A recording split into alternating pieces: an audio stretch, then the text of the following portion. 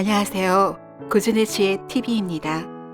구독과 좋아요 부탁드립니다. 옛날 강가 근처 마을에 호기심 많은 정서방이란 사람이 살고 있었다. 부지런한 성품에 부모로부터 물려받은 논밭도 많아 먹고 살아가는 데는 큰 어려움이 없었다. 다만 마을 안에서 모든 것이 해결되는 삶을 살다 보니 태어나서 마을 밖을 벗어나 본 적이 없었다. 어린 시절에는 낮에는 들로산으로 뛰어다니며 놀다가 저녁이 되면 멀리 강이 보이는 집 옆 야트막한 동산 위로 올라가면 별빛만큼 빛나는 반딧불이 뭉쳤다 흩어졌다를 반복하며 주위를 밝혀주었다. 반딧불의 불빛에 의지해 강 너머에서 반딧불보다 더 반짝이는 불빛을 보고 있노라면 저건 무엇일까 궁금증이 일었다. 훗날 생각해보니 강 너머 마을에서 나오는 불빛이었던 것이다. 어느 정도 성장해서는 나룻배라도 타고 강을 건너 세상 밖을 나가봐야겠다는 생각을 했지만 어찌 지내다 보니 항상 마음뿐이었다. 부모가 정해준 여행과 혼례도 치르고 가정을 꾸리다 보니 일상에 반복되는 삶에 여가가 나지 않았다. 그러던 차에 세월이 흘러 아이들도 어느 정도 성장하니 가장으로서의 무게감도 조금은 가벼워졌다. 어느 날 정서방은 아내와 아이들 앞에서 양해를 구하듯 말했다. 부인, 내 늘 말하였지 않소? 가보지 못한 바깥 세상에 대한 호기심을 더는 미룰 수가 없구려. 당신과 아이들이 지낼 수 있도록 식량과 재물은 넉넉히 마련해 놓겠소. 내 1년을 기한으로 다녀오리다. 정서방은 천답을 조금 팔아 가족들이 지낼 거리를 마련하고 나머지는 엽전으로 바꿔 포대자루에 담아 둘러매었다. 정서방은 오랜 시간 꿈꿔왔던 일을 실행한다는 생각에 마음이 즐거웠으며 발걸음 또한 가볍게 길을 나섰다. 처음 타보는 나룻배에 몸을 싣고 점점 작아지는 마을의 전경을 뒤로한 채 정서방은 마주대야 할 새로운 세상에 마음이 한껏 들떴다. 그러나 세상은 자기가 생각했던 것보다 새로운 것은 없는 듯했다. 지나가던 어느 곳이나 지내던 마을과 비슷했고 새롭고 신기하다고 느껴지는 것도 없었다. 정서방은 조금 실망스러웠다. 그래도 어린 시절부터 꿈꿔왔던 세상이니 분명 신기한 것이 있을 것이라고 자신을 다독이며 걸음을 옮겼다. 그러던 어느 날 낯선 정자 앞을 지나는데 커다란 정자나무가 누웠다 섰다를 반복했다. 놀란 마음에 눈을 씻고 다시 보았지만 분명했다. 세상 밖에 나온 이유를 찾은 듯하여 정서방은 가슴이 뛰었다. 급한 걸음으로 정서방이 정자에 다가가 보니 낯선 사내가 정자나무 아래에서 대자로 누워 낮잠을 자는 중이었다. 숨을 내쉬면 그 바람으로 정자나무가 누워버렸고 숨을 들이쉬면 정자나무가 일어나는 것이었다. 정서방은 이 모습에 놀라 낮잠 자는 사내가 일어나길 기다렸다가 서로 통성명을 하고 비용을 댈 터이니 함께 길동무나 하자고 청했다. 낮잠 자던 사내도 자신을 천서방이라 소개하고 심심하던 차에 잘됐다며 같이 길을 떠났다. 그러던 어느 날 산등성기를 지나는데 앞산의 나무들이 순식간에 꺾여 넘어가는 것이었다. 멀찌감치 이 광경을 지켜보니 한 사내가 콧바람을 불어 순식간에 한 무더기의 나무들이 꺾였으며 꺾인 나뭇가지들을 묶어 커다란 나무찜을 지게에 얹는 것이었다. 두 사람은 나무꾼에게 다가갔다. 서로 통성명을 하고 비용은 정서방이 될 터이니 함께 세상 구경을 가자고 청했다. 나무꾼은 자신을 방충각이라고 소개하고 일에 쫓겨 세상 구경 한번 못했다며 일행에 합류했다. 몇 달 동안 여기저기 세상 구경을 하다 보니 서로 친밀해졌으며 생사구락을 함께하기로 의형제를 맺었다. 이렇게 시간이 흘러 어느덧 정서방이 집으로 돌아가기로 한 시한이 한 달여 앞으로 다가온 어느 날이었다. 세 사람은 어느 마을에 들어갔는데 마을의 길이 정갈하고 집들이 깨끗하였으며 새로 지은 집들도 여러 채 보였다. 세 사람은 하룻밤 쉬어가기 위해 마을에서 제일 큰 기와집을 찾았다. 소슬대 문이 열리며 큰 기와집의 하인이 내다보더니 거절하는 뜻을 내비치자 정서방은 아직도 엽전 깨미로 두둑한 자기의 돈보따리를 두들겨 보이며 하룻밤 머무는 값을 치르겠다고 말했다. 이 말을 듣고 하인은 반색을 하며 주인에게 말해보겠다고 다시 들어갔다. 얼마 지나지 않아 집주인으로 보이는 듯한 사내가 나와서 세 사람을 환대했다. 머무는 기한을 두지 않을 테니 머물다 가고 싶을 때까지 마음 편히 머물다 가라고까지 했다. 안내한 방으로 일행이 들어가니 상다리가 휘어지도록 상을 차려내오기까지 했다. 이런 환대는 변함없이 머무는 내내 지속되었으며 여러 날이 흘렀다.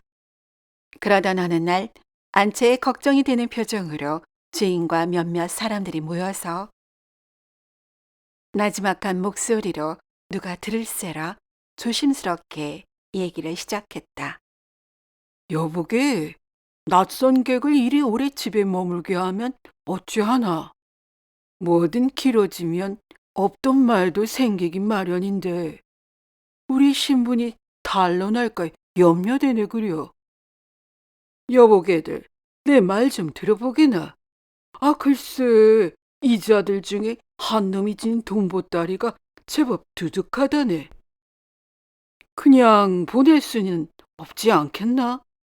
무슨 묘수를 짜야지. 기시엘 이들은 밤에는 남의 주머니를 털거나 남의 물건을 훔치고 낮에는 평범한 마을 주민처럼 행세하는 도둑들이었다. 마을 전체가 도둑들이 모여 사는 도둑 소굴이었던 것이다. 집주인이 이야기를 이끌어가듯 말을 이었다.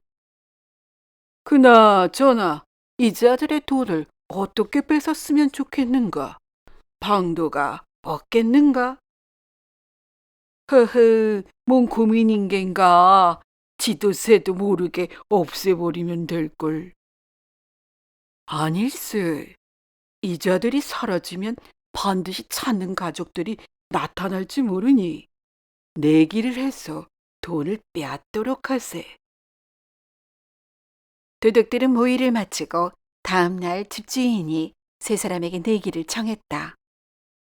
객들께서 여러 날 무료하실 듯하여 심심풀이로 작은 내기를 하는 게 어떻겠는지요? 이 말을 듣고 정서방이 무슨 내기인지 물었다.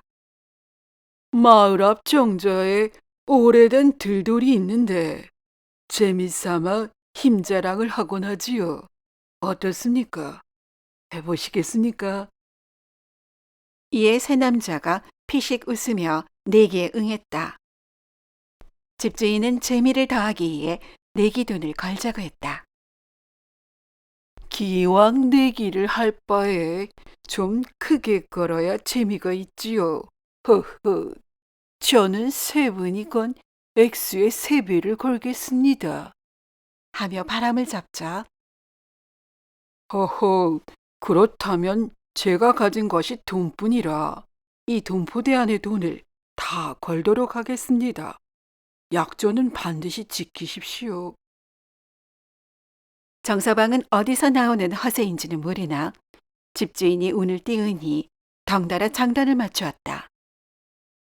다음 날 날이 밝자 온 마을 사람들과 세 남자 일행이 마을 입구 정자에 모였다.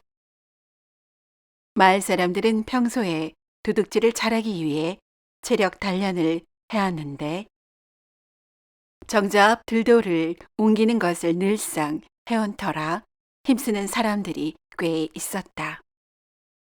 집주인이 세 남자 일행에게 먼저 기회를 주자 남자 일행은 마을 측에서 먼저 하라고 양보했다.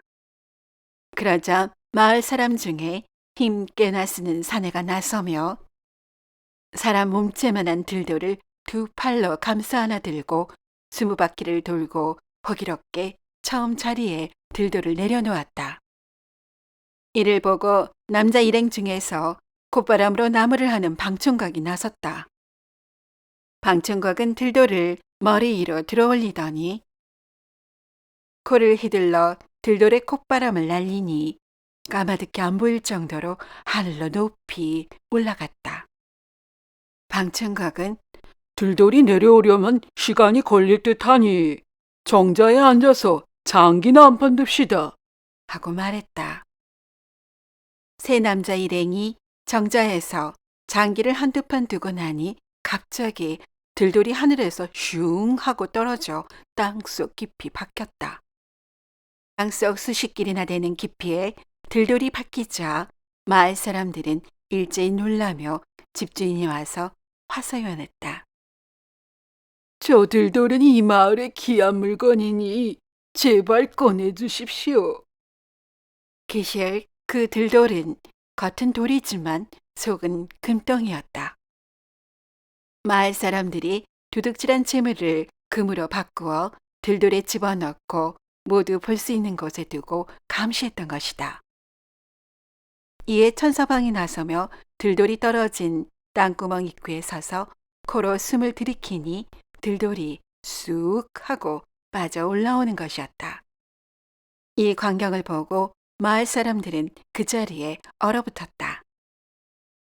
이어서 천서방이 사람들을 향해 코로 숨을 내쉬니 모두 그 자리에 쓰러졌고 숨을 들이쉬니 다시 그 자리에서 일으켜 세워졌다. 마을 사람들은 내기에서 저 세 남자 일행에게 돈을 잃은 것만이 아니라 그들의 콧바람 이력을 보고 모두 두려움에 떨었으며 혹여 자신들의 진짜 신분이 탄로나서 큰일을 당할 것이 염려되었다. 내기가 있은 후 며칠 뒤부터 하나 둘씩 마을 사람들이 손보따리만 챙겨서 야반 도주했으며 급기야는 마을에 아무도 남지 않게 되었다. 어느 날 정서방 일행이 일어나 보니 집주인을 비롯하여 모든 마을 사람들이 살림살이마저 든 채 모두 사라졌다. 이상한 낌새를 눈치챈 정서방 일행은 처음은 의아하게 생각했으나 찬찬히 둘러보고 살펴보니 이들의 실체를 알게 되었으며 각자의 가족과 친지들에게 기별을 보내 도둑들이 모두 떠난 텅 빈 마을로 모이도록 했다. 각자 마땅한 집을 골라 가족들과 함께 새로운 생활을 시작했고 그 후로도 의좋게 잘 살았다고 한다. 사람들은 이 이야기를 듣고 다소 황당한 이야기라고 생각하기도 했으나 어떤 이들은 가보지 못한 길을 마음 한편에 두고 아쉬워하기보다는 한 번쯤 세 사람처럼 용기를 내어 시도해보는 것도 훗날 배안이 들지 않을 거라 말했다고도 전해진다.